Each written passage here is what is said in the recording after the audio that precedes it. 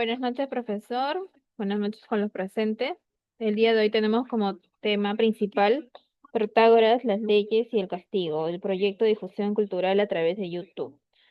Autor y docente, el señor Rafael Félix Mora Ramírez, del curso Lógica Jurídica.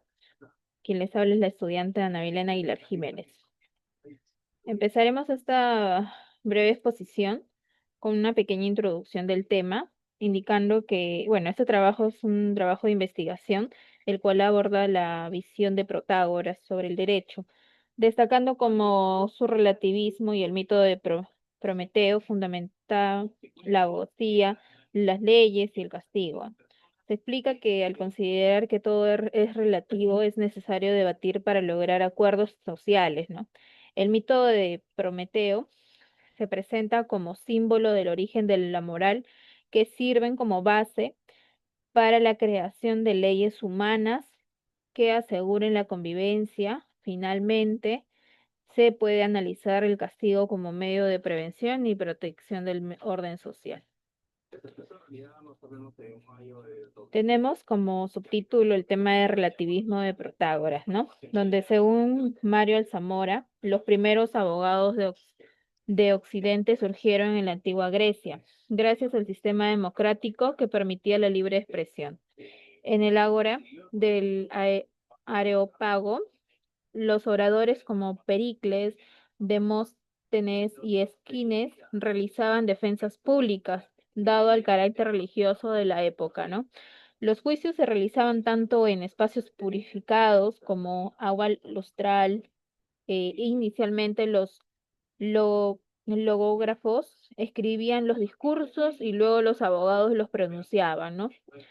Pero con el tiempo ambas funciones se integraron en la figura del abogado moderno. También la abogacía tiene sus raíces en la Atenas democrática del siglo V antes de Cristo, donde el dominio de la palabra se convirtió en una herramienta esencial para la vida política y también social. Para poder desarrollar esas habilidades, los ciudadanos recurrían a los sofistas, a los maestros de la retórica y la oratoria, quienes enseñaban a persuadir y debatir de forma pública, ¿no? Hablamos también de los sofistas como Protágoras, Gorgias y otros se mencionan. Que también ofrecían su enseñanza a cambio de dinero y promovían el éxito social, entendido como la fama y tanto la riqueza.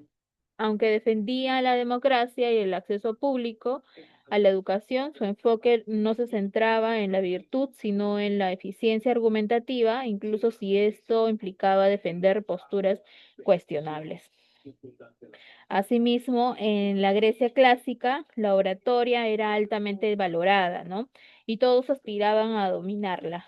Sin embargo, su enseñanza era costosa, lo que dificultaba el acceso a los atenienses menos adinerados, ¿no?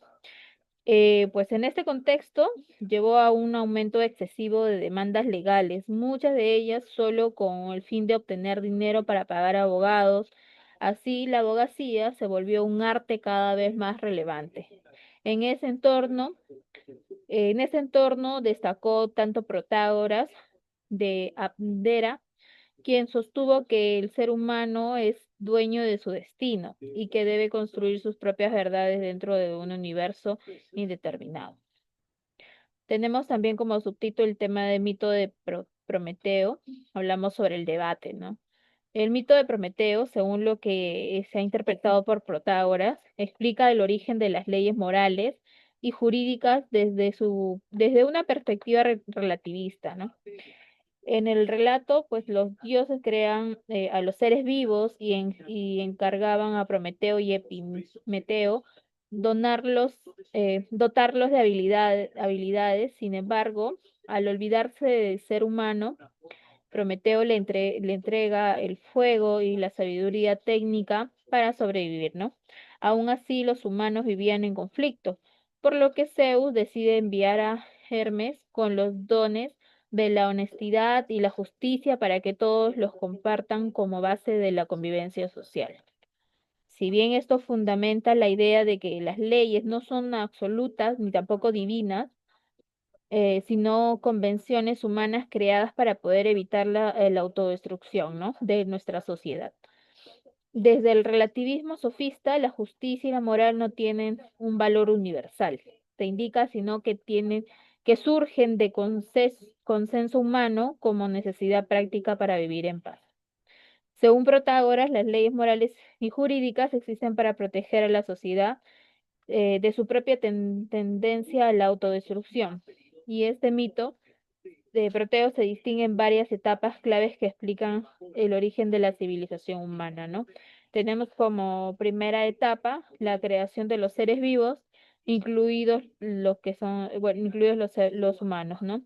Punto número 2, tenemos Epimeteo dota de habilidades a los animales, olvidándose del ser humano. Punto 3, Prometeo entrega al hombre el fuego y la técnica, robándolos de los dioses como compensación por su fragilidad. 4, Zeus envía a Hermes con la moral y la justicia, distribuyéndolas sobre todos los hombres para permitir la convivencia y la fundación de ciudades. Según Protágoras, las leyes morales y los jurídicas existen para proteger a la sociedad de su propia tendencia. En el mito de Prometeo se distinguen varias etapas claves que explican el origen de la civilización humana, ¿no? Tenemos los siguientes puntos ya mencionados. Fundamen- Fundamento de las leyes, según el mito de Prometeo. Todos los seres humanos poseen virtudes políticas básicas. Hablamos de la honestidad, la justicia, que son virtudes distribuidas a toda la humanidad, que permiten la convivencia y el desarrollo de ciudades. Así como la justicia también crea el orden y unión social, la honestidad va a generar confianza entre los ciudadanos. Hemos dividido el tema en seis, cinco puntos importantes. El primer punto tendría como título la virtud política universal, donde hemos rescatado las partes más importantes, ¿no? Indica que todos los humanos pueden ser virtuosos moral y políticamente. También la verdadera ciudad solo es posible si todos participan en estas virtudes. Y las leyes permiten perfeccionar esas virtudes en un entorno adecuado.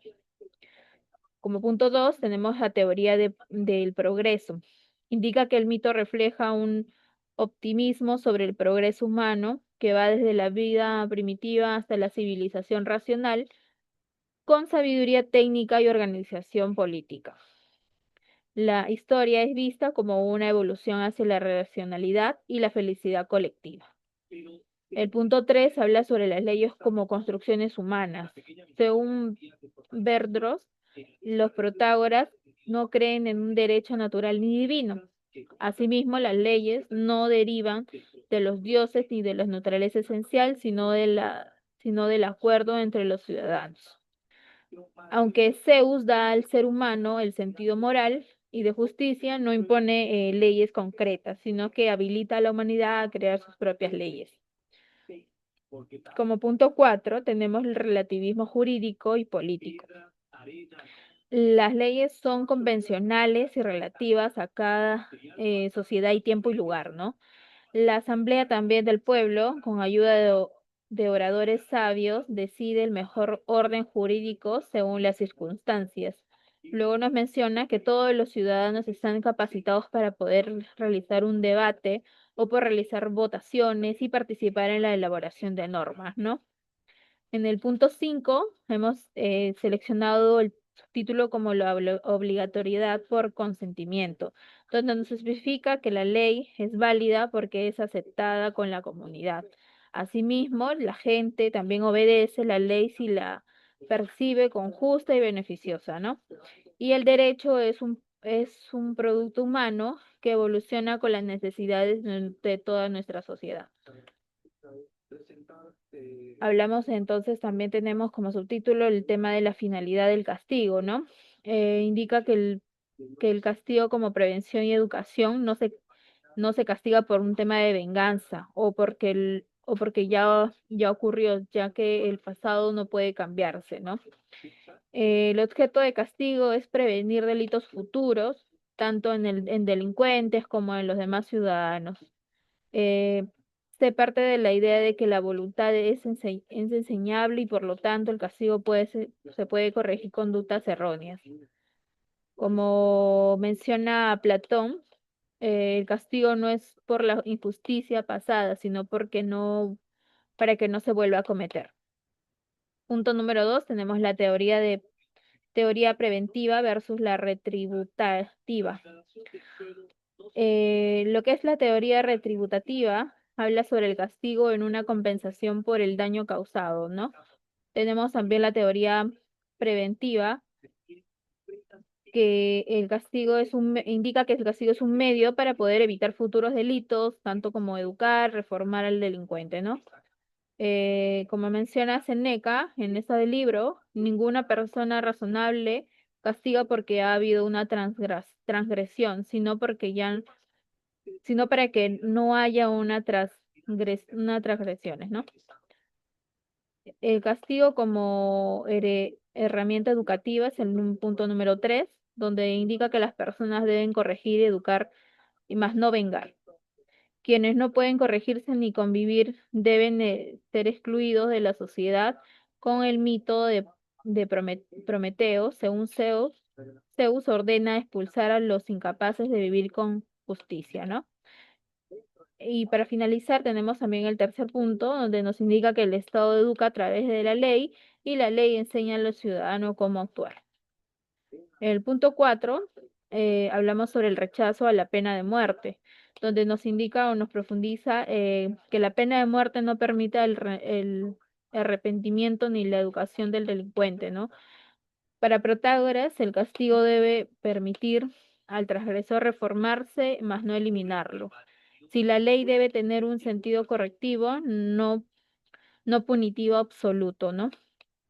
Número 5, hablamos sobre el rol del abogado, donde indica que el abogado puede garantizar un debido proceso, permitiendo al acusado comprometer su error y defenderse, ¿no?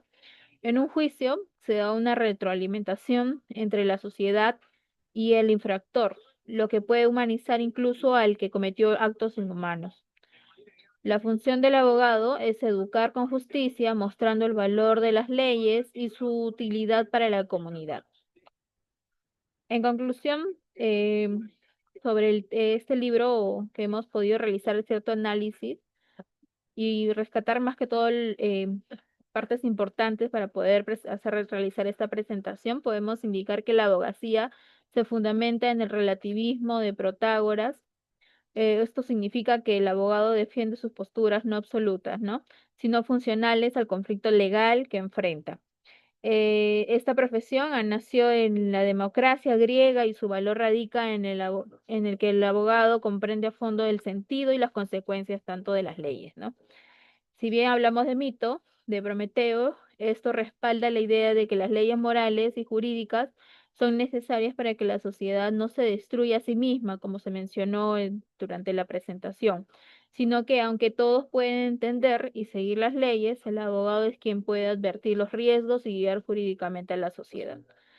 Estas leyes son convencionales y cambiantes, no divinas ni absolutas, y deben mejorar con el tiempo, ¿no? Asimismo, también se habló del tema del castigo, que no debe de ser venganza, sino un medio preventivo y educativo.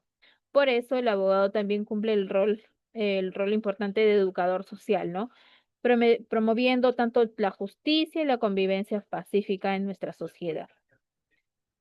Agradezco por esta presentación. Que tengan buenas noches. Gracias.